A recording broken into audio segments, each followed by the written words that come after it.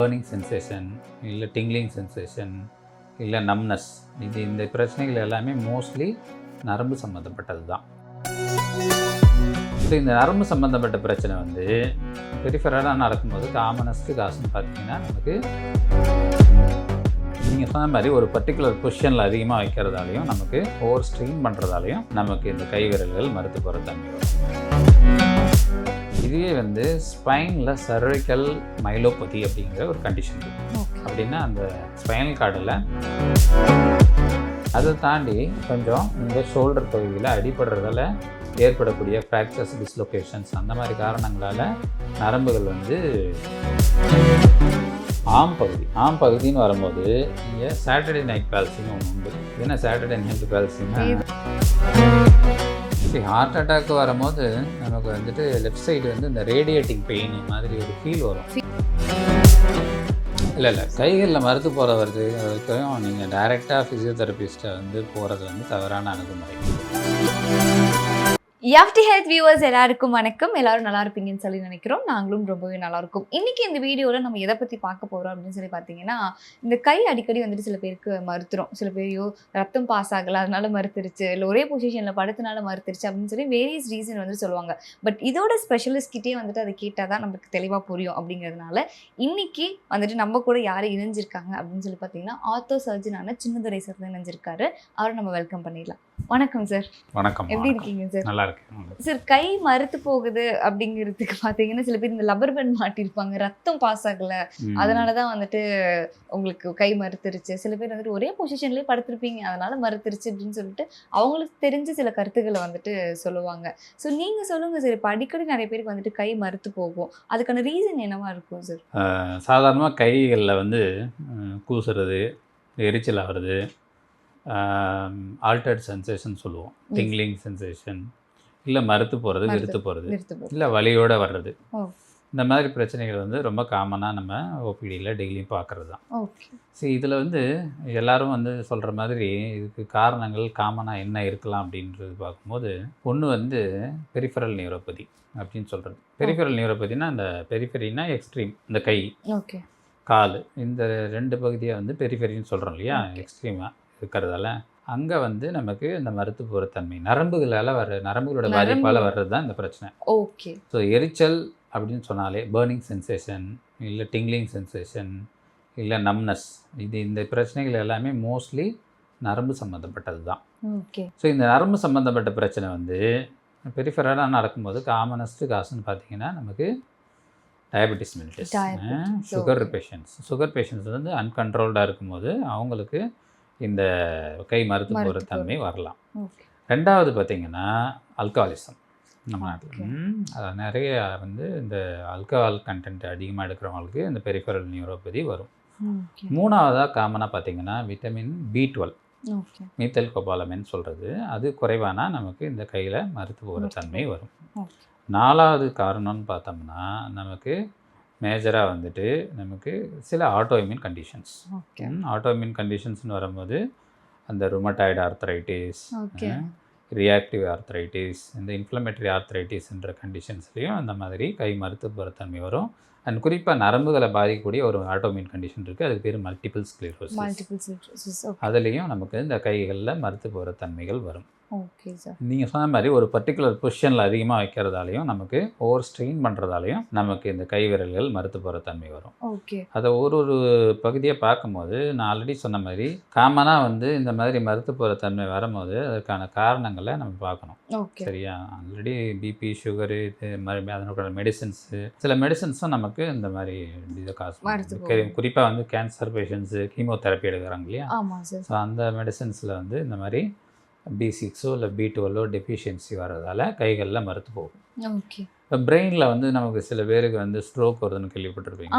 So அது அவன் ஸ்ட்ரோக்குன்றது அந்த இஸ்கீமியாவோ இல்லை ஹெமரேஜோ. இஸ்கீமியானா பிளாக்கேஜ், ஹெமரேஜ்னா ப்ளீடிங். ஸோ இதனால் வந்து பக்கவாதம் வரும் இல்லையா, ஸோ ஒரு சைடாக மறுத்து போகிறது அதில் நடக்கலாம்.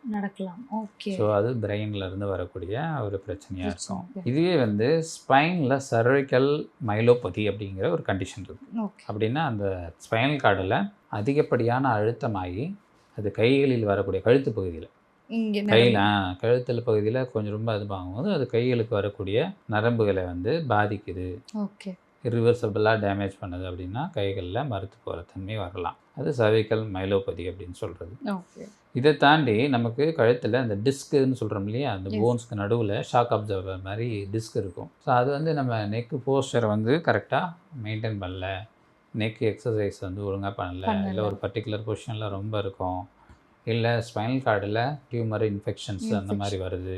இந்த மாதிரி காரணங்களாலேயும் வந்துட்டு நமக்கு கைகளில் மறுத்து போகிற தன்மை வரும். இதை தாண்டி அந்த டிஸ்க் ப்ராப்ளத்தை வந்து அட்ரஸ் பண்ணாமல் அது ரேடிகுலோபதி, அதாவது ரேடிகுலோபதினா கழுத்துலேருந்து கைக்கு வலி பரவுற மாதிரி ஒரு ஃபீலிங் இருக்கும், ஷாக் அடிக்கிற மாதிரி இருக்கும், வைப்ரேட்டிங் சென்ஸ் இருக்கும். இது வந்து இனிஷியல் ஸ்டேஜஸில் அட்ரஸ் பண்ணாமல் நர்வ் டேமேஜ் ஆகும்போது கைகளில் மறுத்து போகுது. இப்போ ஷோல்டர் ரீஜனில் வரும்போது அது வந்து பிரேக்கியல் பிளக்ஸஸ் அப்படின்ற நரம்பு வலைப்பின்னல் மாதிரி ஃபார்ம் ஆகும்.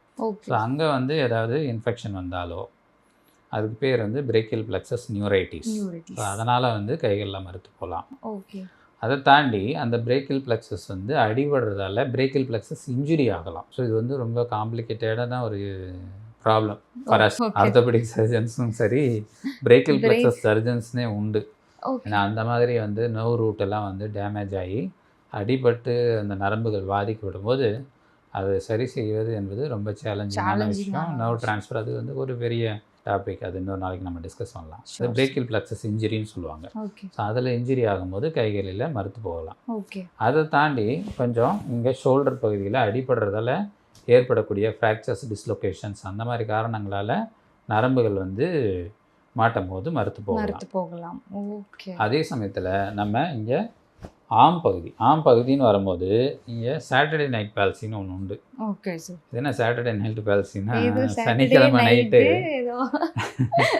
எல்லாரும் ஒரு டிப்ஸ் சொல்லுவாங்கல்ல, சாட்டர்டே நைட்டுனா ட்ரிங்க் பண்ணுற பழக்கம் சில பேருக்கு உண்டு. ஸோ அவங்க என்ன பண்ணிவிடுவாங்கன்னா, ட்ரிங்க் பண்ணிவிட்டு போய் பெட்டில் படுக்காமல் சேரில் ஒரு கை அப்படி வச்சுட்டு அது மேலே அப்படி படுத்துடுவாங்க. ஸோ அப்படி படுக்கும்போது இங்கே ரேடியல் நர்வ் அப்படிங்கிற ஒரு நரம்பு வரும். உண்மையாகவே அதுக்கு பேரே அதுதானா சார்? இல்லை, அது சாட்டர்டே நைட் பால்சின்னு சொல்கிறதுக்கு காரணம் வந்து அந்த மாதிரி காமனாக வந்து வரக்கூடிய பால்சி வந்து இந்த மாதிரி சனிக்கிழமை ட்ரிங்க் பண்ணிட்டு படுக்கிறவங்கள அதிகமாக வருதுன்றதால அந்த நேம் கேள்விப்பட்டிருக்கேன் சார். கைவலி ட்ரிங்க் பண்ணிட்டு படுத்தா மட்டும்தான் வரும்ன்றது அர்த்தம் கிடையாது.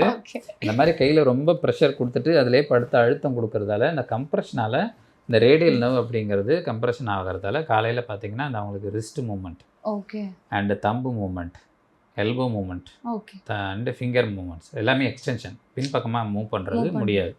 ஸோ அது ஒரு டிரான்சியன்ட் நியூரோப்ராக்சியான்னு சொல்கிறது. அது டெம்பரரியாக இருக்கும், கொஞ்சம் கொஞ்சமாக ரெக்கவர் ஆகிடும் ஒரு 3 வீக்ஸில். அதை தாண்டி காமனாக நமக்கு ஆகக்கூடிய நர்வ் இன்ஜுரின்னு பார்த்தீங்கன்னாலும் இங்கே ரேடியல் நர்வ் தான். இந்த போனு ஃப்ராக்சர் ஆனாலே காமனஸ்ட்டாக ஃப்ராக்சராக நம்ம இந்த ரேடியல் நர்வ் அப்படிங்கிறது பின்பக்கமாக சப்ளை பண்ணக்கூடிய நர்வ்.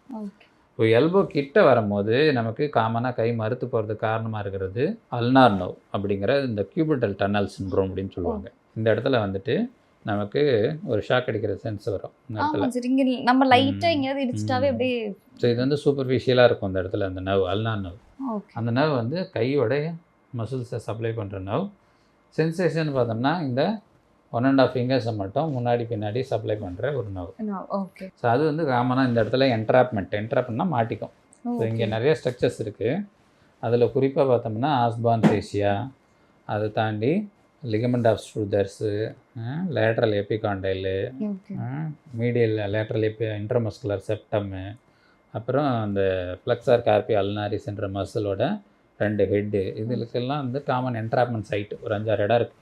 அங்கெல்லாம் வந்து கம்ப்ரெஷன் ஆகும்போது நமக்கு கைகளில் இந்த 2 ஃபிங்கரில் மட்டும் மறுத்து போகிற மாதிரி ஃபீல் வரும். இது அல்னார் நர்வ் கம்ப்ரெஷனால் வர்றது. இதே அல்னார் நர்வ் நம்ம ரிஸ்ட்டுக்கிட்ட இங்கே கயன்ஸ் கெனால்னு ஒரு கெனால் வழியாக பாஸ் ஆகும். இங்கே அப்ஸ்ட்ரக்ட் ஆகி நமக்கு இங்கே மறுத்து போகுதுனாலும் இதே 1.5 ஃபிங்கர் மறுத்து போகும். சரி, நர்வ் இங்கே அப்ஸ்ட்ரக்ட் ஆகுதா இல்லை இங்கே அப்ஸ்ட்ரக்ட் ஆகுதான்னு எப்படி தெரியும்னா,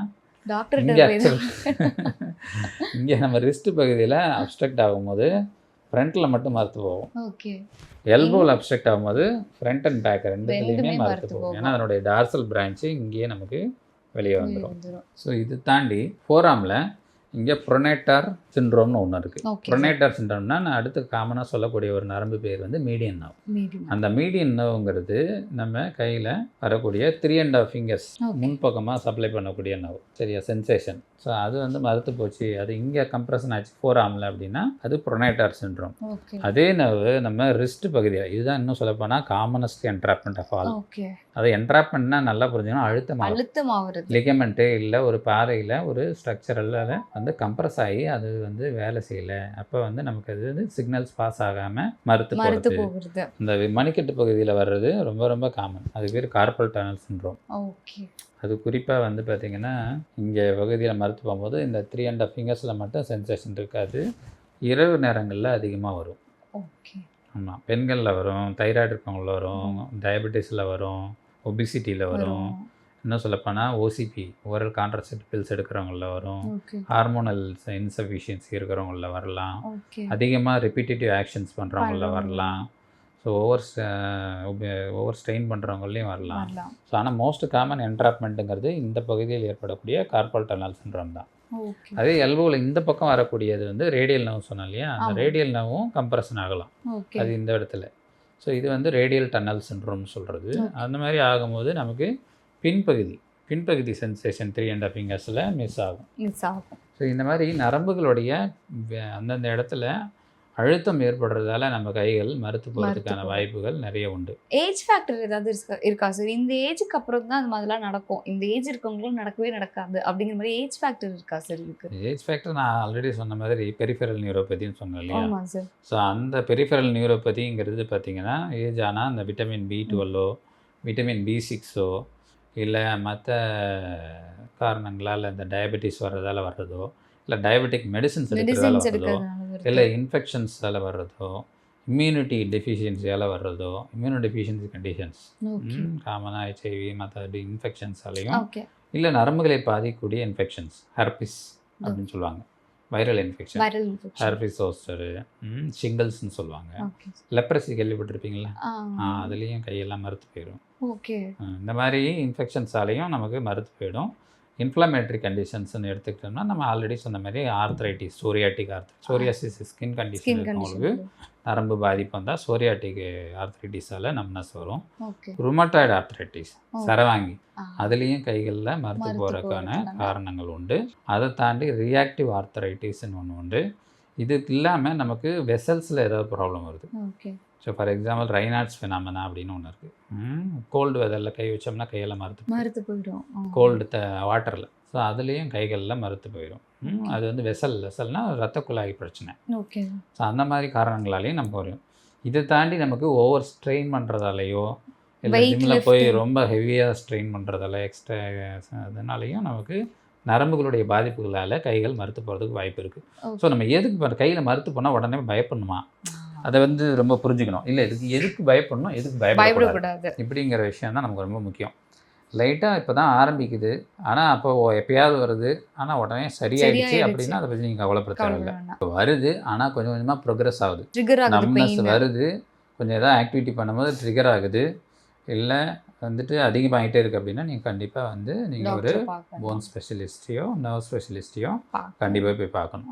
மூணாவது, கையில் மறுத்து போகுது, அதே சமயத்தில் ஹேண்டு கிரிப்பு கம்மியாகுது, பிடிக்க முடியல, கிரிப் வந்து உங்களால் அந்தளவுக்கு கிரிப் இல்லை அப்படின்னா கண்டிப்பாக நீங்கள் போய் ஒரு டாக்டர் பார்க்கணும். அதே மாதிரி உங்களுக்கு கை மறுத்து போகுது ஆனால் அந்த வலி வந்து கழுத்துலேருந்து ஆரம்பித்து கை ஃபுல்லாக பரவுது அப்படின்னா அது வந்து நான் சொன்ன மாதிரி சர்விக்கல் மைலோபதியாக இருக்கலாம்.